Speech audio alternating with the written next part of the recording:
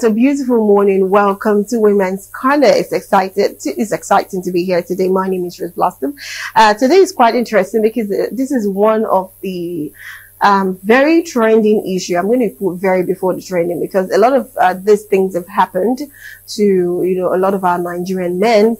And of course, yes, it's happening to the women too, but it's more on the men's side, and we have to talk about it. I know you'll be wondering what the topic is, but today we're talking about violence of women in diaspora. Now, there's a difference when you're in Nigeria. You tend to hear every African man being the head. Once they, cross the seas and all of that, it becomes like the woman has the upper hand. And at that point, I won't say it gets to their head or whatever. We have an analyst for that one. We have an amazing person that'll be discussing that. But we really want to know why women, tend to be calm when they are in their country, especially African countries. But when they step outside the shores of Africa, they turn into something else. They become very violent and abusive and all of that. But we have an amazing guest, like I said. But before that, I want you to know that this program runs from 11 a.m. to 12 noon, Monday through Friday. And of course, we are on all our social media pages at Galaxy Television on Facebook and on Twitter. But if you want to watch this one live, just log into our Facebook at Galaxy Television and watch us. Also, we have our YouTube channels. We have Galaxy TV Comedy, we have Galaxy TV News, Galaxy TV Entertainment, and of course, Galaxy TV.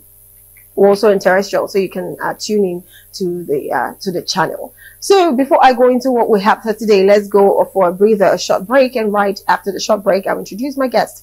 Then we'll get talking about violence of women in diaspora. We'll be right back.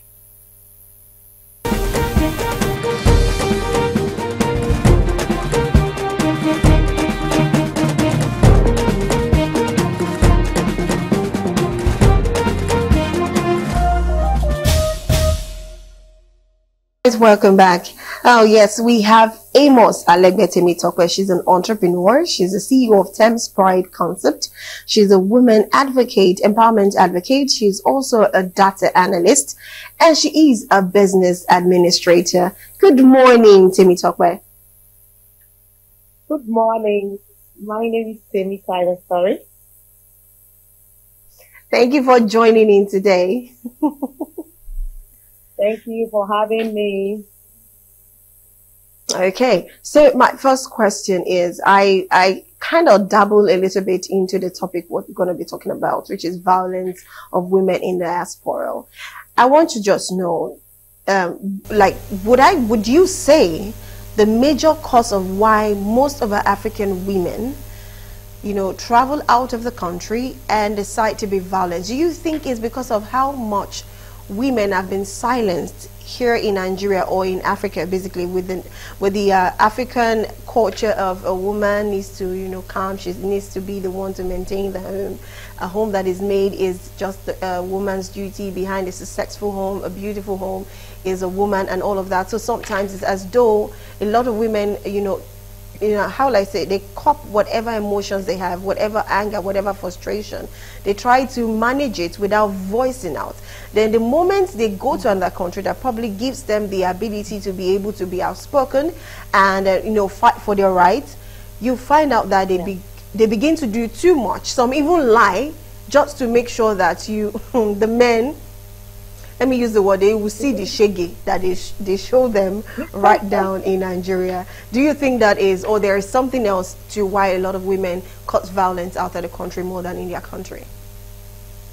Yeah, thank you very much. I think majorly is because, like you said, most women bottle in a lot of things, and because there is no platform, there is no way they could express what they are going through, And so when they found out, they were able to get an opportunity where they can express themselves. And that's why you see them in diaspora, being violent, because of our culture here, we are not allowed, as women, to voice out, you're not, it's of recent that people are now coming out that as a woman, you don't need to keep quiet. You have to voice out, you have to speak out about whatever you are going through, but because our culture doesn't allow that, and going out of the country, see that, oh, this is where I will be valued, this is where my voice could be heard, they tend to be more violent. Let's use it that way. They tend to be violent, not violent per se, just to express themselves. I think that's what's really happening. Okay, thank you very much. So I think we both agree we're on the same page. But how about some Yeah. women? Okay, I saw a trending video probably 2 days ago, maybe on Sunday, I think, or yesterday, whereby it should be on Sunday.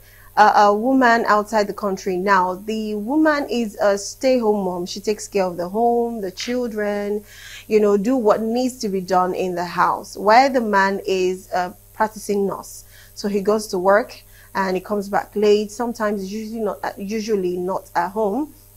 So I don't know what happened, but there was a fight, and you could see the woman dragging the shirt of the man. You will beat me up. Then that was the first statement. You will beat me up. Then the next thing was seen in the video.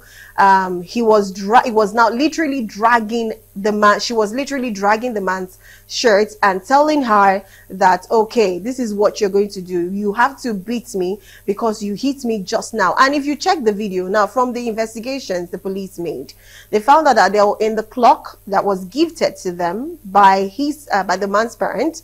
There was a camera, the CCTV camera, that captures some things in the house, but both of them didn't know. So, by the time they found out, the parents called and said, okay, check this clock and see, whatever. And they checked and found out that nothing of such has even happened in the home. Nothing like it. Yeah, she's always this person that shouts, exaggerates and all of that. So at that point where she was saying, you hit me, you slapped me, and she was crying, and the African friend, which is a woman too, to the woman, was actually crying and telling the husband, why are you always hitting her? And she started crying too, that why you hit me? Why did you hit me? Did you see what you do? At this point, the man was confused. You could see the confusion on his face. Like, where did I hit you right now? Like, I didn't even hit you. Now, this is being extreme. Now, this is when somebody has not even hit you, but you're looking for a reason. I don't know. Now, this is my question to you. Why do you think a woman will go to that extent of lying that her husband hit her, maybe to lock him up or to deport him or something? And they are not young. The man is not even young. If you look at him and look at her, they are not young. They are like quite, years into marriage. Why do you think a woman of that amount of years in marriage would want to do that to her husband? I just need to know why. So we can understand, and probably men can understand and know what to do to avoid such situations. This thing happened in diaspora as well? Or in Nigeria? Yes. No, in diaspora. In diaspora. All right.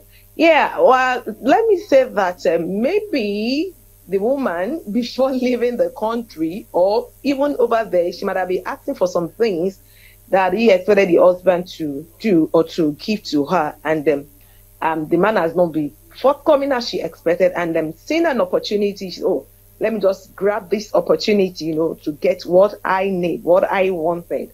And not knowing that there is a camera. So some women can go to that extent, of getting what they wanted.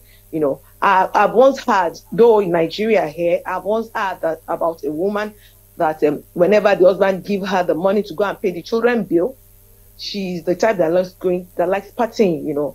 She will use the fee to go and buy party clothes, party dress. And the husband has been condoning that, for a very long time. And by the time they start sending children out of the school, she will ask the wife, oh, I gave you the money to pay for the children fee. What happened? Oh, no, I have this party. I have to buy this clothes. I have to buy this dress, So some women can be like that. Maybe she has been looking for an opportunity, asking for certain things. And, when she was in Nigeria, she doesn't have that opportunity. And now we are out there where women are are more valued, are more respected out there. So let me use this opportunity to get what I want. And she never knew that there's a camera that is watching. I think, to my own little understanding, maybe that's what she wanted. Maybe, or maybe payback time for the husband. Let me put it that way. Maybe she thinks, this is my payback period, that he can be paid back all the things that I've been asking for in the time past that he has not been giving to me. I think maybe that was why she did what she did.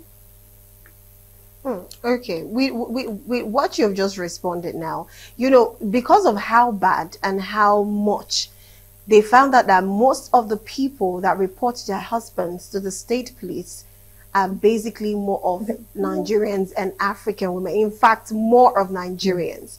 So the state police had to come out, organize a press conference to advise both the women and the men telling them to settle whatever issues they have in their home. And if they can't do that, now this is coming from a state police that is also a Nigerian and African, telling Nigerian men that if you know you see your wife probably in some kind of light, is it not better you establish her in Nigeria and not bring her down to the country, whereby at the end of the day, she will make sure you get deported and you away from your family and your kids. Now, this is a question to you as a woman. Would you agree, or would you think that's the solution? Since I know some women will probably not just want to listen or hear, but do you think that's the solution of the solution is not taking your partner outside the country, or there are some signs that some men need to look out for in their woman before they venture to take them outside the country?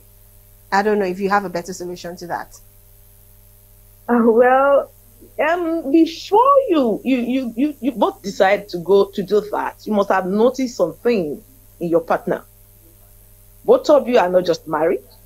Some 3, 4, 5 years, 6 years, and then you have been living together. So you must have noticed or know what this person can do. Oh, if I do this, I know what she's going to do. I know that step. I know the way she's going to go. So you must have noticed that before embarking on that journey. If you know that your partner is the kind that when you decide to move outside the country, what's going to do is not going to be in the betterment of the family, then why do you have to go through that route? If you know this person, when you get out there, she will turn, she will change, you know. Why do you have to go through that route? Before you say you want to embark on that journey, you must have noticed that in your partner. Though some people do pretend, but you can't pretend for a very long time. Definitely you will come out with your true color. So before you say you want to embark on that journey, you must have known, oh, this person, this is what she can do. This is what she cannot do. This is what my husband can do. This is what he cannot do. So I would think the best thing you should know is to know your partner. You know everything about him or her before taking him or her out of the country. So you know that, oh, when I get out there, this person will not, start misbehaving. I think that will help. That will help. Or both of you, okay, let's sit down. We are going to another place. We are going to another country. Let's discuss, discuss issues that we know, okay, that will not be betterment of the family, that will affect us when we get there. That either of the partner may be locked up or may be deported. Let's iron it out before leaving the country so that we will both enjoy what we labored for. Okay, thank you very much. Now, there is an age bracket, like from my findings and what I've seen, most of the couples that have this issue are not even the very young ones. Maybe they're newly married, they just have one kid. It's not usually them. It's usually I don't want to say millennials. Maybe like from the millennials upward, not even the Gen Z. They are the persons that mostly, do this type of things. Why do you think they are the one? Is it because, we'll believe that Gen Z are very outspoken. So even right here, right now in Nigeria, when you're getting married to them or you're even married to them, they will still tell you the things that they expect from you. They will still talk when you even ask them not to talk. So they feel like if they are doing it here, there's nothing new. When they get there, they will be better. So do you, and also for the millennials, we have this, this thing of this home training, that when your parents gives you the eyesight, you understand what that face is. So when you got into marriage, you just have to take it in. They will tell you have to stay in the marriage, you can't leave the marriage and all of that. So we have been, taking a lot in, and we now decide to explode when we go outside. Do you think it's basically because of the age bracket, or it's just women generally that have such issues?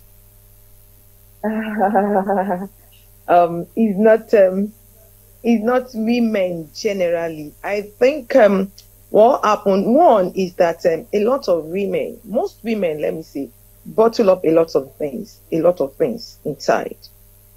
We bottle up a lot of things. And then by the time we are now reacting, we overreact.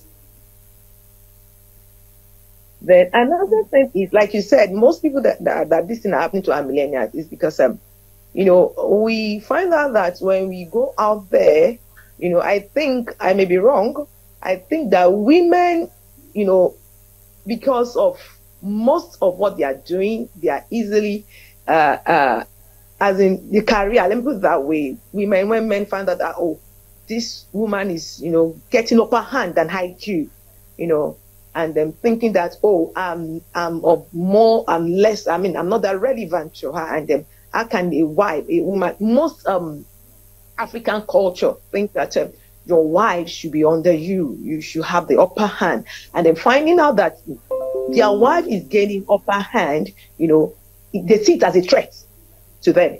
They see it as a threat, and because of that, they are looking for a way, to bring her down, to reduce her, as in to so to say, or to cage her, or to restrict her. So at times when women find out that things like that is what is happening, or that is coming up, or that is, raising its head, they will look for a way, because they found out that where we are now, my voice could be heard compared to when I'm at home, that I can't do anything. So they found out that, oh, where I am now, yes, something of such, cannot happen. So I think that's one as well may contribute to that factor as well. Seeing that some men like that, they see their wife as a threat when he's gaining upper hand, and they are forgetting that this woman that is gaining upper hand is not bearing her name, it's bearing your name. So when your wife is being promoted, when they are hearing your wife name, it is not her name, it is your name. Now, you called my name Amos Alegbe, that's not my name per se. My name is Temitayo. No, but you are calling my husband's name. So men at times, they see it as a threat, their wife getting upper hand, maybe before leaving the country, that has been happening, and there's no way, there's nothing they can do, but getting out there, they found out, oh, this is an opportunity for me to express myself, you can't stop me. So I think that one contributed to it as well. And at times, most women too, they are very, very, some women do have pride, they want people to know, no, I'm the one doing this, I'm the one doing that, this man is just there, So at times, that do cause most of the issues that we are seeing today. Okay, thank you very much for that one. Okay, I want us to take a breather first. Let's quickly take a breather. We still have Amos Alegbe Temitope with us, so but let's quickly take a breather. This one.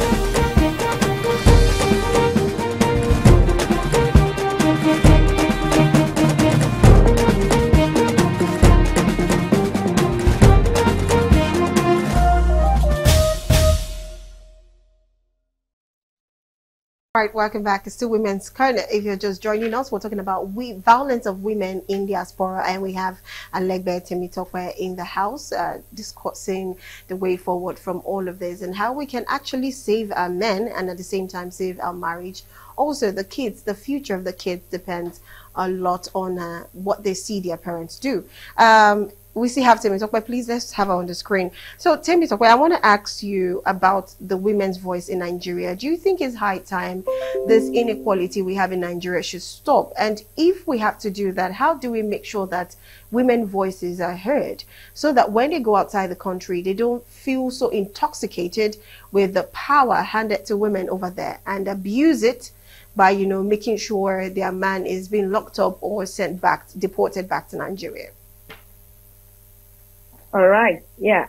Women's voice needs to be heard more than the way it was before. Thank God is a bit better compared to what we have during our parents' time.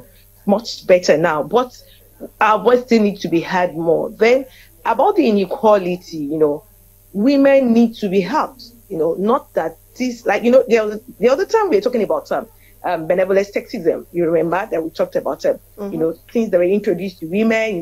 You have to do this in a subtle manner, and at the end, what you told that woman that's going to get was not what she get at the end of the day. Things like that has to be removed. Things that has to be removed out for women, for us, for things like that not to happen in diaspora. You don't use something to use as a cover up. Let me put it that way, as a cover up, as a blindfold.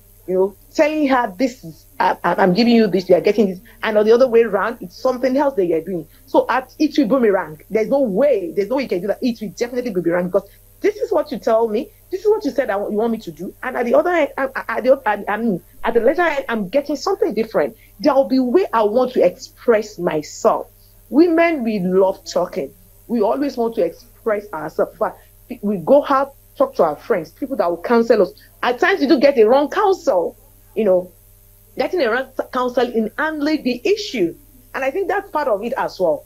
Because the people you talk to matters. The counsel, the advice we are given to, it matters. But not going through the proper channel, to get the proper thing done, we definitely affect the marriage. We definitely affect our husband. We definitely affect our children. And so for women, for our voice to be heard, we need to come together as a woman, to bring ourselves together, get more knowledge about things, about how we can handle issues like that. Come together as a woman to get more understanding how to handle issues like that. Oh, you have a lot of issues. You don't need to bottle up. To speak. You need to speak out. There are a lot of people there. There are a lot of women advocates out there. They need to speak out, that they can guide, they can counsel, so that when you move out of the country, women will not be tagged. Nigerian women will not be tagged or be seen as being violent. They will not see us as this woman. They are only. These women are coming here to pay back their husband. What they did to them when they're in Nigeria. So women, we need to speak out. Women, we need to come together as one solid family, not as individual. We can't do it on our own. Form an association to guide ourselves, to get the right counsel, the proper counsel, the proper guidance, how to handle that. Then inequality as well. Inequality that women have to silence, it is what I say, you don't disobey my rule. No. As much as they are our head, then there should be equality. Thank you.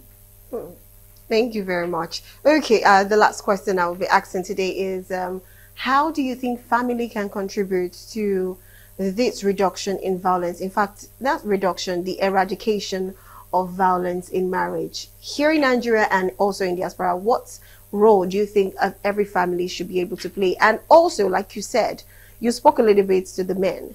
For a man, what do you think they need to do to be able to make sure that their wife don't feel caged, they don't feel voiceless, they don't feel like they are just a side fiddle, they don't feel like they are not valued or important or respected? Because in every relationship where you go for counseling, therapy, the only thing you hear is a man does not understand love. His love language, every man's love language is respect. But I feel like sometimes, some men do not understand that respect is reciprocal. If you demand respect, you have to learn to respect yourselves too. And while you're respecting yourself, you have to also respect your spouse. So what role do you think men can play to be able to make sure their wives don't, feel voiceless or less valued or disrespected or like just a side person? And also, what can the family do to make sure that both the wife's family and the husband's family, they could make sure that the wife feels connected to them, feels cared for, feels like she's been given attentions to her emotions. Yes, her emotions can be overwhelming sometimes. I know, as a woman, like you said, we like to talk. So how do you think a family can still give the support so that by the time they travel out of the country, they won't start looking for something they've always had before and looking for it from the very wrong side, which is the violence? Very quickly. Okay. Yeah. Now, first thing is that I'm a Christian, and I will talk from that angle. The Bible says, the first thing the Bible says, that husband should love. When you love your wife, she has no choice than to submit. The Bible says love.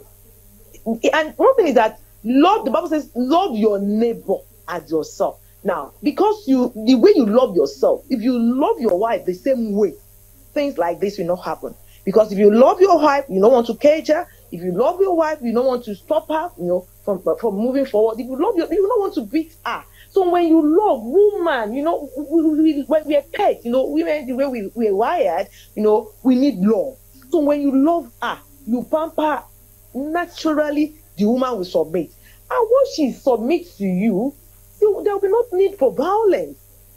There will be no need for things like that. Once you find out that this man loves me, so they call.